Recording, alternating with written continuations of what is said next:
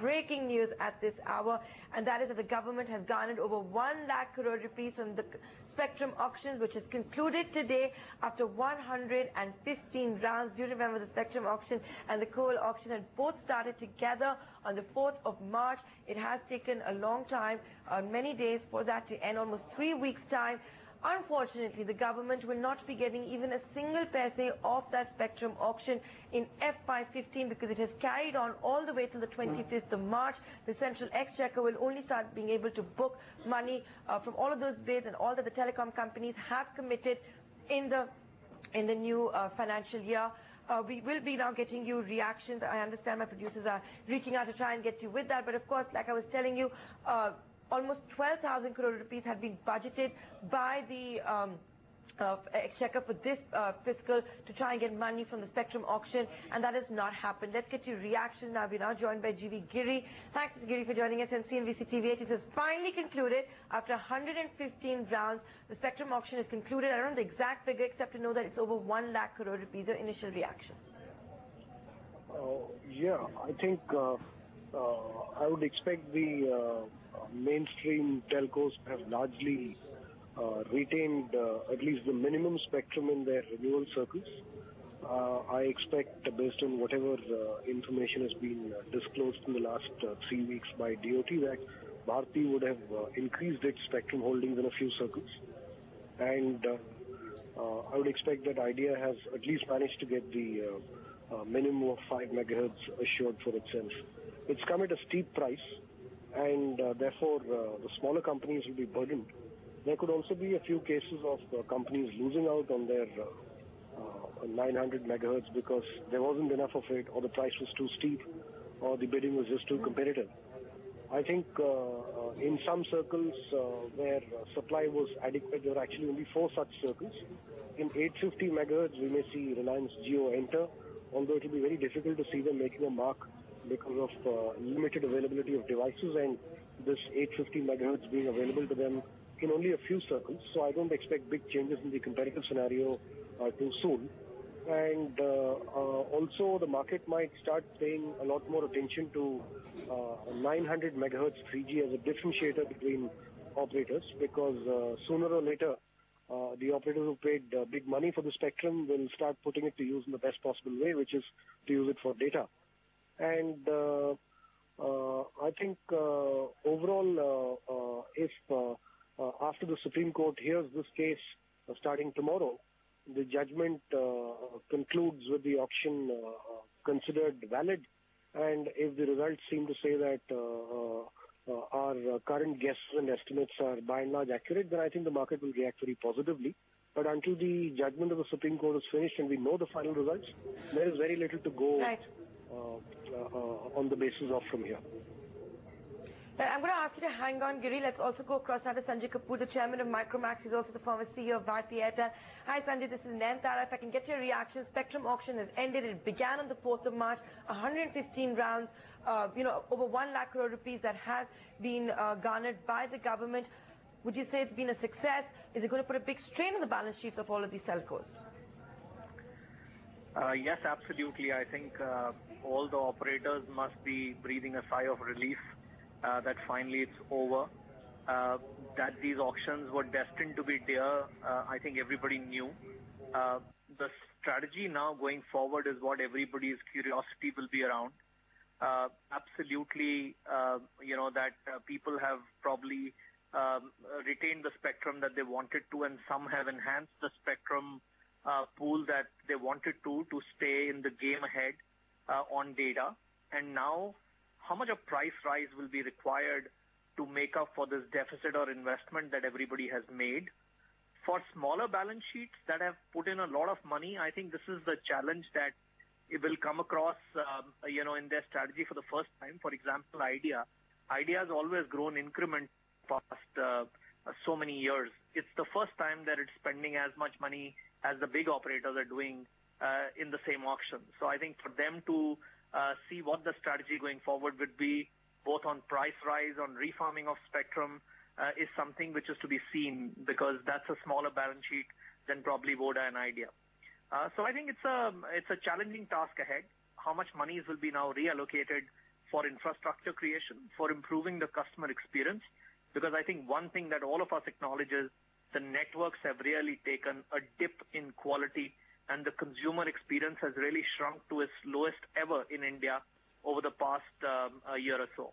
And I think they need to really come out of that syndrome now, make investments other than spectrum into setting the customer experience right, so that then the pricing power can come to better service providers. And therefore, you can see that the customer probably will appreciate their raising prices and probably help them to compensate the deficit that has been created. Mr. Kapoor, this is Kritika Saxena from the Bombay office. We have a basic estimate of the likely outflow from what analysts have told us. So Vodafone is expected to be the highest at around 34,000 crore rupees roughly. Bharti slightly ahead of 27,000 crores. Telkom is the lowest at 2,300 crore rupees. Where do you see after the auctions, where do these individual telcos stack up? And of course, Vodafone being the highest, could it get that obvious lead?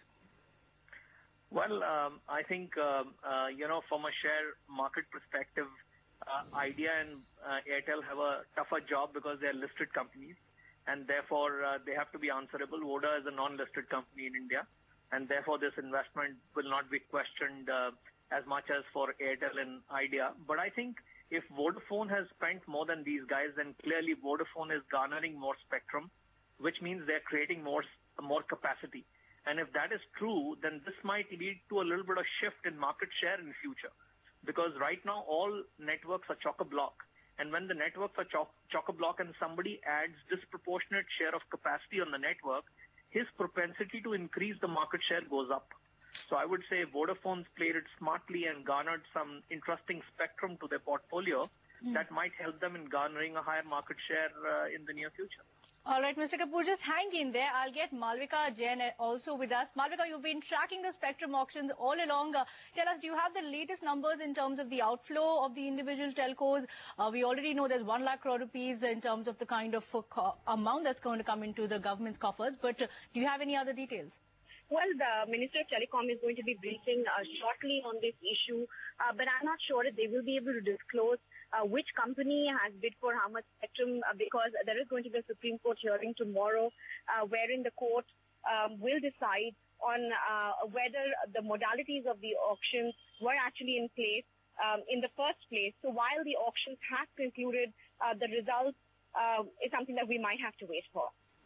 All right, we'll also bring in Mr. S.V. Khanna to talk about this. Your initial reactions, you heard a basic idea about the kind of outflow that is likely.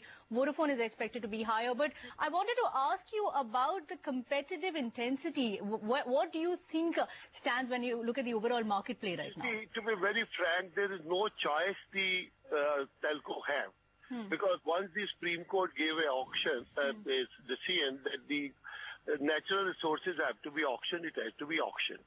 Now, if the price has gone up, the spectrum is a raw material which we use for serving to the customers. Now, if the cost of the raw material goes up, I think that all the big companies, which my friend Sanjay Kapoor was naming, Bharti, Idea and all, they are already very much debt-ridden, and they're very problem for paying those debts. Now, based on that, there's only one choice left, is that they will have to marginally increase the tariffs. Okay. This will definitely affect the tariffs, and I think no competitor can stand if the tariffs don't go up. The tariffs will go up. I can't say what percentage, who has bought what amount of spectrum. That can be only seen once the Supreme Court and all this thing is made public. But based on that, whatever we see in the newspapers and on telecom channels, they all have somebody paying 35,000 crores, somebody paying 30 crores. They all, with the tariffs, will definitely, according to me, will go up. Tariffs will go up, maybe marginally, maybe a little more. But to be very frank, now your subscribers can stand that. There's no problem for the subscriber. The way they are using data, the way they are using voice, they are now accustomed to. Now, it is just like increasing the petrol price. So, if the subscriber price, per minute price, marginally go up, the subscriber will accept it. There should not be any problem for the telcos. Mr. Kapoor, if I can come back in, this is Nent, and I wanted to actually ask you a query from a consumer point of view. We're seeing telcos shell out of a lot of money to get this spectrum, but we are also in an era at the moment where we have access to free apps. We're talking about WhatsApp, Viber, etc., where we can make free calls, free messages, send them across. How is all of this going to play out? Because we're also talking about tariffs going up. And the other one, you were talking about this, how networks are congested. You know, we're not seeing that kind of infrastructure spend because we're also seeing cell towers come down on account of radiation. So what's the road forward for all of these telecom companies, keeping the consumer in mind? Look, internet and OTT is a part of life, and I think the world over, operators have begun to accept them as people who will coexist with you with alternate solutions for consumers. You can never deny a customer an alternate solution which probably value adds to him or which he prefers over another one. So I think these guys will coexist, but it's not that the operators don't get paid for those services, because what the consumer ends up consuming is data, and that data, instead of being used for hardcore pictures and video, is being used for voice. So I think the operators do get compensated. Also, operators get compensated two times because they get paid both for incoming and outgoing on data, unlike voice. But going forward, I think it is absolutely paramount for India to stay competitive that we have video-grade networks developed in our country, because this has a bearing on all industry, whether brick and mortar or digital. So dependent on the access. Access is one of the pivotal factors on which the performance of marketplaces, m-commerce, applications, content, everything depends. So I think we really need to spruce up the access quality in our country if we want to see all the periphery go up and the businesses in India to become globally competitive. Like the physical infrastructure, I think this digital infrastructure now needs to really lead the way to make sure India stays competitive globally. Okay, Sanjay, hang in there. I'm going to go across to Mr. Khanna. Mr. Khanna, I have a policy question for you. After the last auction, we had seen a lot of, if I may say so, controversy and litigation to do with intra-roaming packs. We don't know as yet, who has won what, if there's a pan-India winner or not. Going forward, how are you seeing this panning out post this auction? No, I personally think inter-circle roaming pact, if the operators join among themselves, there should not be any objection from the government, because you are buying spectrum in auction for 20 years. Now, how you use that spectrum, if you join somebody based on inter-circle roaming, it is good for the country, it's good for the subscriber, it's good for the telco, and then also good for infrastructure. I'm using somebody's infrastructure which is good for that telco also, and for me also, and for the subscriber also. Now, coming to another issue which my friend Sanjay Kapoor has raised, government has to take a very clear policy on radiation. Of course, ministers say it doesn't affect, but still we don't get permissions to put towers at the places which they are required. And mind you, our whole business model was based on less spectrum and more coverage. After this radiation problem came, the coverage is being hit, and one reason is definitely less spectrum, and the other big reason is because the coverage is not taking place because of radiation, the towers have been removed. So government has to, after charging such a high price in an auction, I don't say charging high price, I would say the auction we have bought. So government should now support the system, because the success of telecom reform was the government was always helping the telcos. But I find recently in the last 2 years or so, or maybe 1 year, there are too many issues being raised by government on various issues, and the problems are not being solved. Even on the issue of reserve price, in spite of the fact the TRI gave some reserve price, government insisted to increase it. Why? If you're putting on an auction, let it go up. You have got good price, right? So they should depend on the telcos. And these are the telcos who are now made the second best network in the world after China, right? Although we have problem because there are so many problems of getting the towers and spectrum. Luckily, we got the spectrum. People have bid for it. They will be taking high loans. They have to pay them back. So government's assistance and government's help is required. And government should think the telcos are honest and good people. They should not take, they have a lobby, this thing, they have got this. I don't appreciate people from the especially ministerial level making such statements. What should do, look after people, right? Come out with policy. So many policy changes were made by the earlier BJP government. Why can't now we do? And make sure that the telcos are covered properly, because they have come to your voice and they are paying for the spectrum in auction. So you should also react accordingly. Mr. Khanna, Mr. Kapoor, I'll just request you to hang in there. We also have Prashant Singhal, the National Telecom leader of EY. Prashant, what I wanted to understand from you was, where does Reliance Jio figure in this? Because they've been fairly aggressive when it comes to the amount of capital that they've been investing reportedly. But reportedly, again, they haven't gotten pan-India spectrum in 800 and 900 megahertz. Where does Rel Jio stand in the competitive scheme of things if you compare them to the other telcos? Yeah, I mean, I wouldn't be commenting on any individual telco, but I think the thing is that with the spectrum assets that they have, and their stated strategy of providing broadband to every home and every individual, I think they are going to be fairly competitive, because broadband penetration in India is still very low. There is a huge opportunity that sits in the market. So they would be fairly competitive. Okay. Prashant, also, where do the smaller players stand? Because, of course, Bharti, Idea, Vodafone have been fairly significant, Bharti and Vodafone rather. Where do the smaller players like the TTSL stand now? No, so this market, and I'm sorry, I don't know the results of the auction, sure. But clearly this market is a market where consolidation is imminent. There would be a 5 to 6 operator market. So we would see that some of the middle tier players or mid-tier players and some of the smaller players would consolidate. Now, whether they consolidate among themselves or they consolidate with a larger player, we would see that. And then obviously, if these don't consolidate, then the market may not be able to support a 10-operator market because there's not that kind of a juice in the market.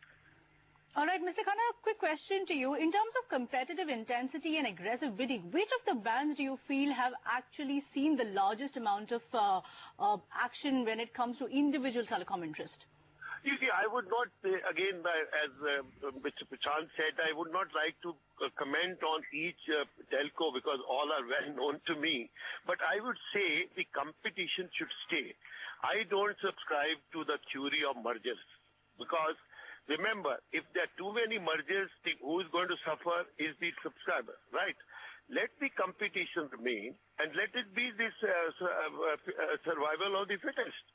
Now the companies like Reliance, other Reliance, Bharti, Vodafone, BSNL, all these companies are very well established. Now they will compete with each other. I would not talk about smaller companies which they can remain in field or not. I can't say anything. But one thing is very clear, that what is happening today is that we should also keep on our model of competition. But Mr. Khanna, what I asked Prashant, let me just pose that same question to you. It is a given that Vodafone and Bharti have been more aggressive than the other smaller players. Where do the Reliance Communications or the TTSL or the MTS stand right now? Do you feel that the most obvious option... It's very difficult to give